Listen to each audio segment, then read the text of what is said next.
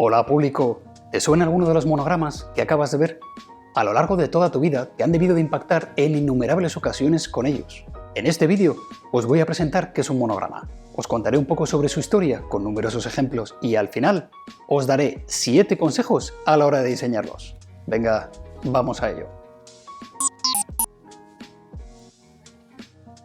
Desde tiempos remotos, el ser humano ha tenido siempre la imperiosa necesidad de marcar la propiedad o la autoría de los elementos creados por él, y para atestiguar esa posesión se ayudaba de marcas o símbolos. Así es como se comenzaron a incluir las iniciales de sus nombres a sus propiedades, pero el sistema fue evolucionando, pasando a adoptarse por las empresas para dar lugar al panorama comercial que conocemos a día de hoy.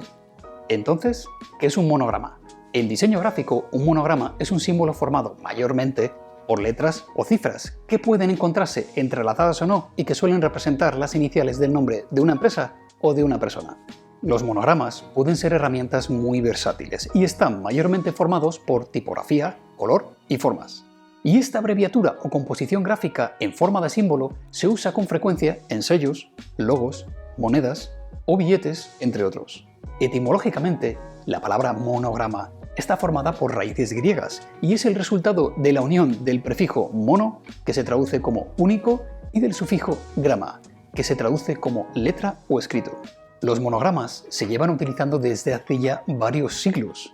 Para que os hagáis una idea, el primer monograma registrado apareció en monedas de la antigua Grecia, donde el monograma se incluía en el dorso para poder identificar la ciudad-estado de donde provenía la moneda.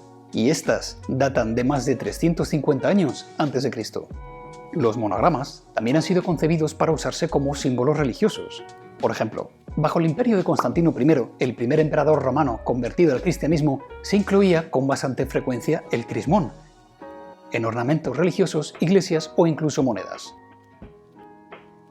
Se trata de un monograma compuesto por las letras griegas Xi y Rho y se incluía con la intención de representar a Cristo.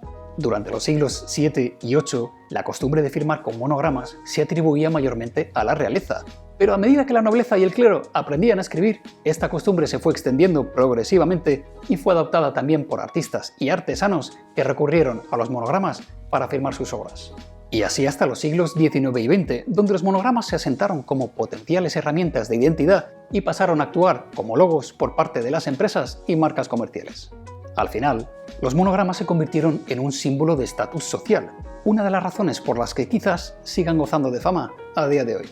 Este tipo de símbolo suele contar con bastante pregnancia, es decir, son fácilmente recordables. Quizás por eso son tan recurridos como soluciones de identidad, pero también pueden ser muy efectivos para expresar o evocar algunos conceptos como historia, tradición, artesanía o lujo. Y ya sabemos que son muchas las marcas del sector lujo o del sector de la moda que recurren a los monogramas para identificar sus productos. Por aquí os dejo algunos ejemplos de los más conocidos.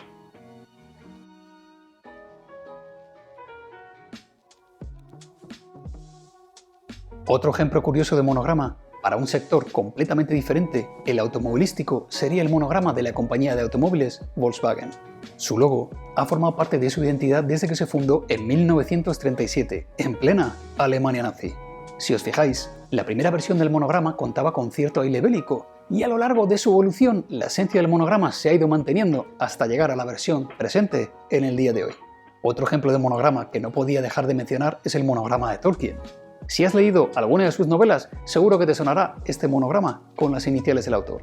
Ahora, ya que este vídeo se trata exclusivamente de monogramas, creo que también es importante que aprendamos a diferenciar a los monogramas de las siglas, ya que no se pueden categorizar igual y conviene conocer la diferencia. Las siglas no son más que logos formados por un conjunto de letras, donde normalmente cada letra suele corresponder a una palabra, pero que, a diferencia de los monogramas, las letras suelen distinguirse bien por separado y, lo más importante, no existe una intención clara de crear un símbolo con ellas.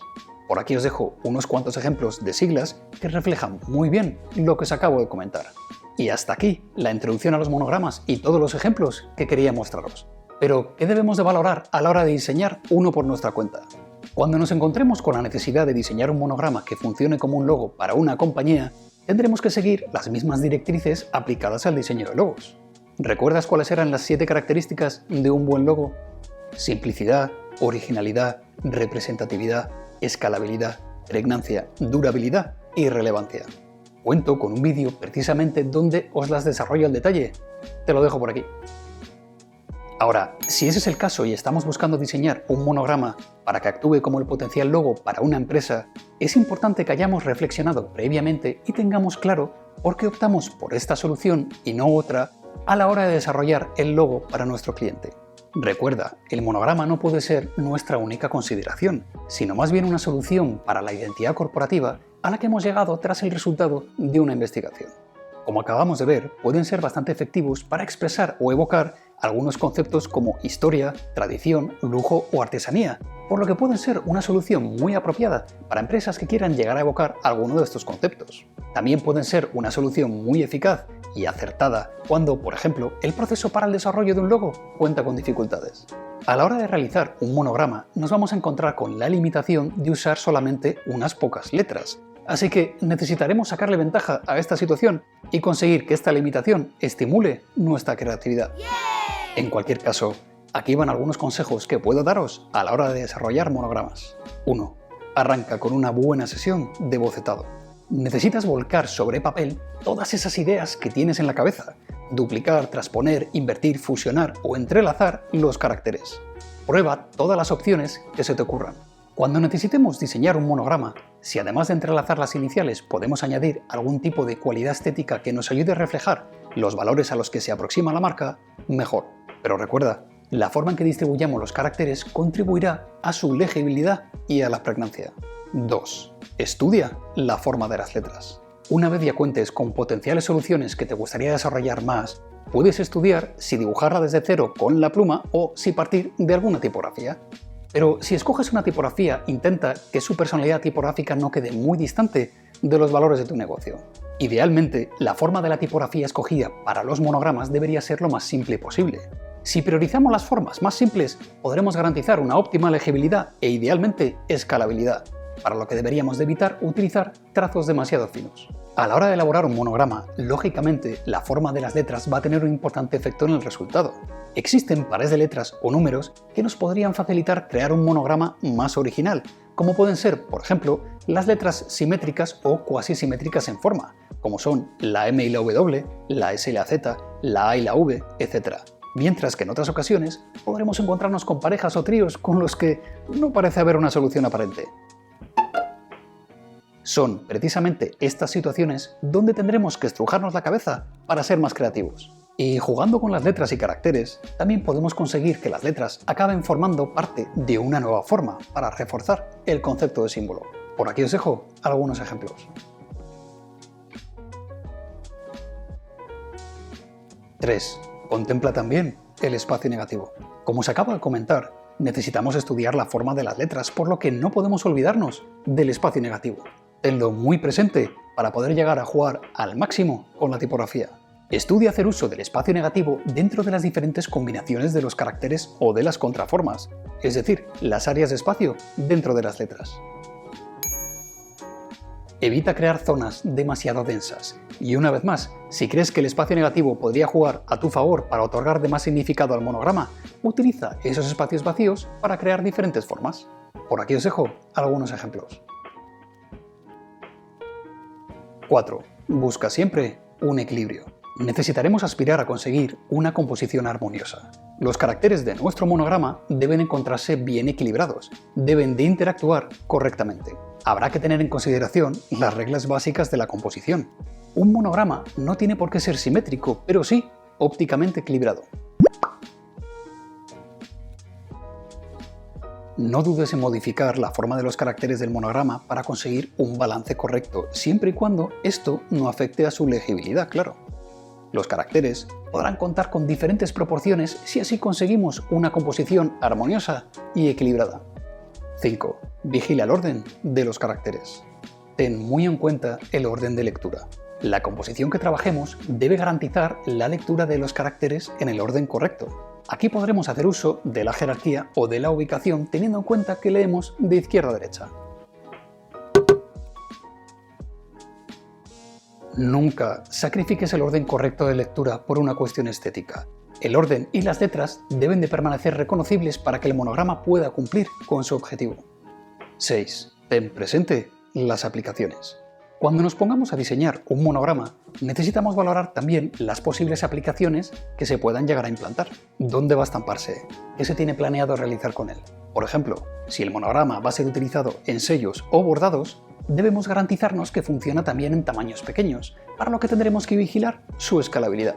¿Cuenta con suficiente grosor en los trazos para garantizar su legibilidad en pequeños tamaños? O quizás debamos contar con una versión que funcione a una sola tinta, para hacer uso de él en negativo o cuando tengamos que recurrir a la impresión bajo una tinta directa. Estos son solo algunos ejemplos, por lo que estudia y reflexiona todas las posibles aplicaciones que se vayan a implantar con el monograma. Así podremos adelantarnos a esas futuras aplicaciones y reforzarlo para que dé la talla. Y por último, 7. Prueba, ensayo y error.